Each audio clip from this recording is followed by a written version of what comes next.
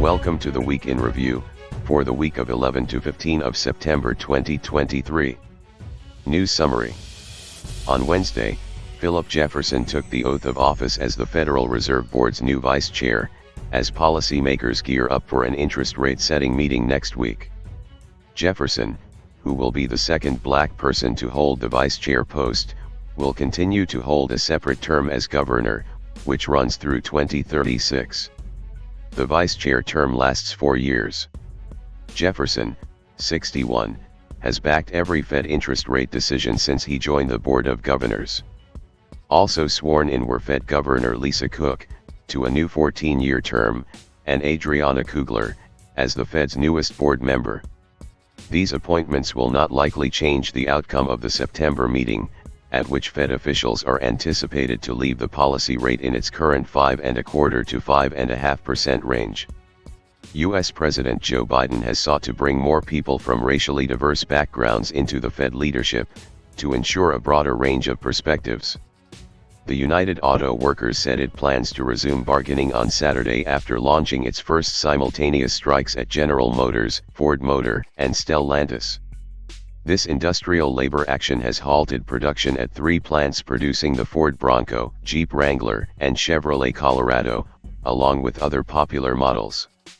At a rally on Friday, union members protested against a 2-tiered wage system that left new hires without the pay or benefits of seasoned hands.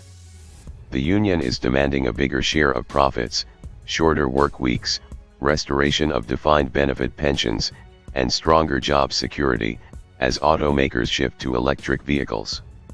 While Biden is pouring billions in federal subsidies into expanding electric vehicle sales, this shift could threaten combustion powertrain jobs. Biden's likely opponent, former President Donald Trump, on Friday criticized the shift to electric vehicles as a job killer. On the economic front, China's consumer prices rose by 0.1% year-over-year in August 2023, compared with market forecasts of a 0.2% gain. Non-food prices increased by 0.5%, while the cost of food fell 1.7%. On a monthly basis, consumer prices gained 0.3% in August. China's producer prices dropped 3% year-over-year in August 2023, matching market forecasts. This means that consumer price deflation is a bigger risk than inflation in China. The unemployment rate, in the United Kingdom rose to 4.3% in May to July 2023, the highest level since the third quarter of 2021, indicating that the labor market may be cooling off after months of unprecedented monetary policy tightening by the Bank of England. The British economy shrank 0.5% month-over-month in July 2023, the biggest decline so far this year, and reversing a 0.5% growth in June. The year-over-year GDP figures are essentially flat for the UK. The annual inflation rate, in the US, accelerated for a second straight month to 3.7% in August from 3.2% in July. Oil prices have been on the rise, contributing to rising inflation. US core consumer prices, which exclude volatile items such as food and energy, rose by 0.3% from the previous month. Retail sales, in the US, advanced 0.6% month-over-month in August 2023, pointing to robust consumer spending despite high prices and borrowing costs.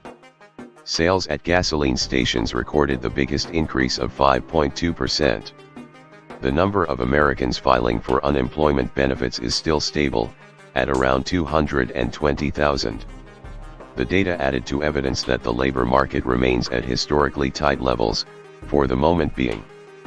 This supports the aggressive stance of the Federal Reserve, which will likely continue pushing the narrative of higher for longer.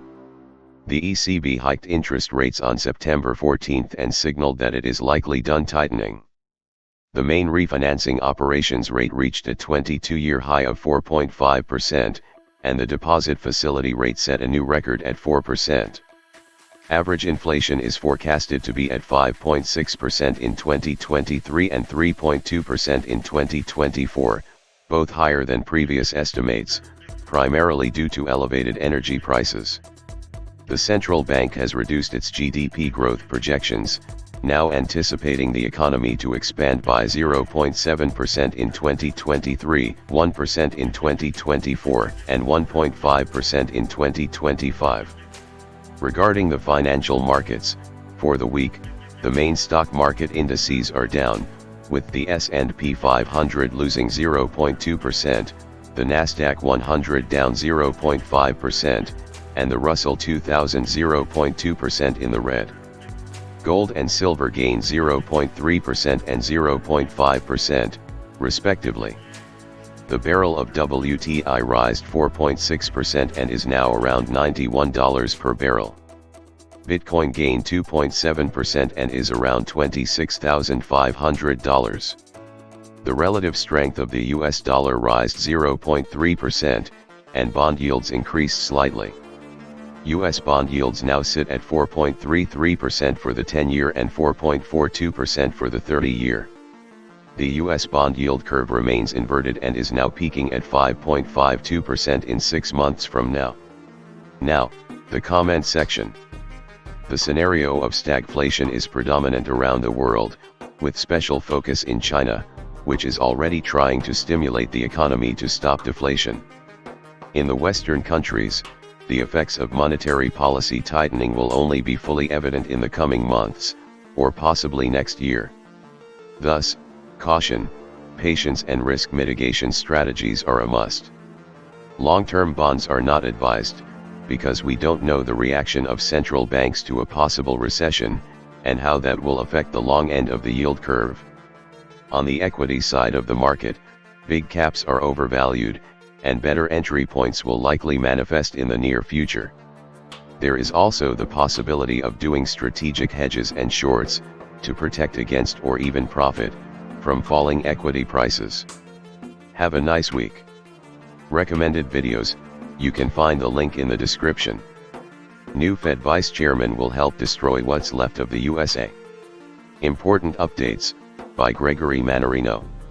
Broken Money with Lynn Alden, by Preston Pitch.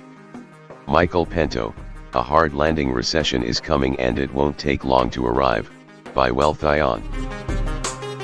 Thank you for tuning in to JKO News. If this episode was useful, please like and subscribe. See you soon.